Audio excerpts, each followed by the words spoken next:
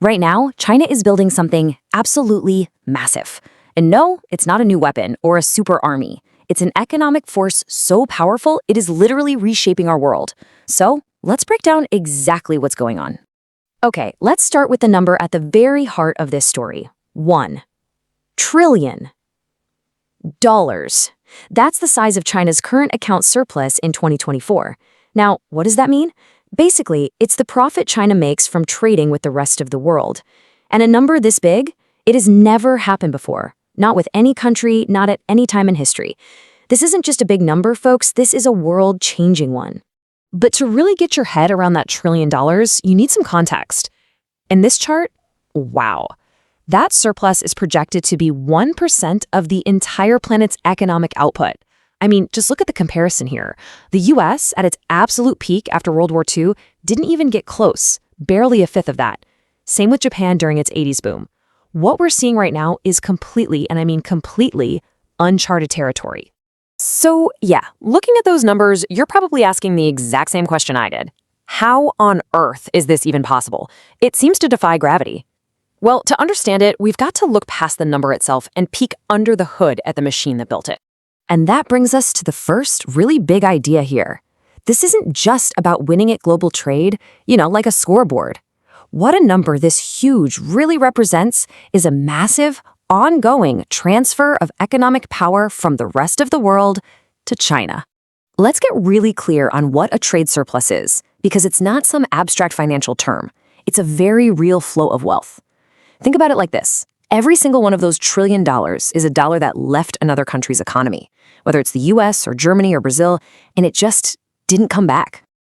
Okay, so how did this happen? Was it just an accident?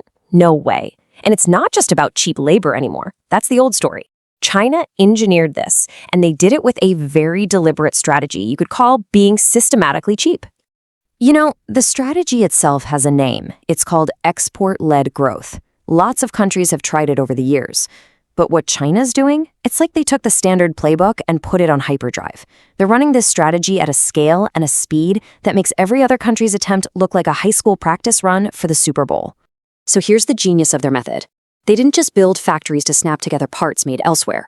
No, they built the entire supply chain, from top to bottom, all inside their own borders. We're talking from digging the raw materials out of the ground to making every single tiny screw and microchip all the way to the final assembly. It all happens right there. When you control every step, you can slash costs at every single stage. And the results of that strategy? Well, it was brutal for the competition. Chinese goods became so incredibly cheap, so fast, that factories in places like Germany or the US simply couldn't keep up. And this wasn't about them being lazy or badly managed. The fundamental economics of it all, the basic math, it just stopped working for them. Game over. Now, an economic force this massive doesn't just happen in a bubble, right? It sends out huge ripple effects across the entire globe. And these ripples, well, some of them are good, some are incredibly painful, but all of them are powerful. So let's break down the 3 biggest impacts we're seeing. First, for us as consumers, we get a flood of super cheap goods. That feels pretty good. But second, for workers in other countries, it's a crisis as their factories shut down. And third, something really interesting happens. This dollar recycling machine kicks in, where China takes all the dollars it earns and lends them back to the world, basically becoming the planet's biggest banker. But there's this other sneakier effect going on. Global deflation. Think about it. When one country can make almost everything cheaper than anyone else, it pushes prices down everywhere. Now, that sounds great for your wallet, right? But it has a dark side. It absolutely destroys the incentive for anyone else to even try to compete. Why would you invest millions to build a new factory in Ohio when you know China can sell the same product for less before you've even opened your doors? So as you can imagine, the rest of the world isn't just sitting back and watching this happen. They're starting to push back. But the big question is, can anything they do actually change the path we're on? And that pushback is getting pretty aggressive. I mean, look at this. The US has slapped tariffs as high as 145% on some Chinese goods. The EU is launching its own investigations. You got countries from India to Brazil throwing up new trade barriers, all trying to protect their own industries. But here's the thing, and this is the core of the problem for the West. These tariffs, they're turning out to be more like a speed bump than a solid brick wall.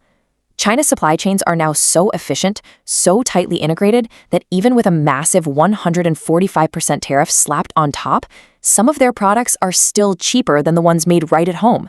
It's unbelievable. And this brings us to the final and maybe the most important piece of the puzzle.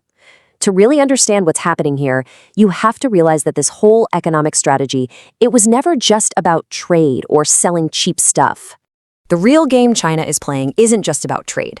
It's about dependency. The more of the global supply chain that runs through China, for everything, solar panels, your phone, even life-saving medicines, the harder it becomes for any other country to make its own choices, to just say no. At the end of the day, that economic leverage turns directly into geopolitical power. So the big takeaway here is that this isn't some simple story of good guys versus bad guys. It's really about what happens when one country completely masters the rules of the global economic game and then decides to play it at a level no one has ever seen before. This is a fundamental shift. It's a whole new economic reality. And that leaves the rest of the world facing a set of incredibly tough questions. What do you do? Do you try to raise walls with even more tariffs? Do you start the massive, decades-long project of rebuilding your own industries from scratch? Or do you just adapt to this new reality where China is at the center? There's no easy answer, but these are the choices being made right now, and they are going to define the world we all live in for the next 30 years.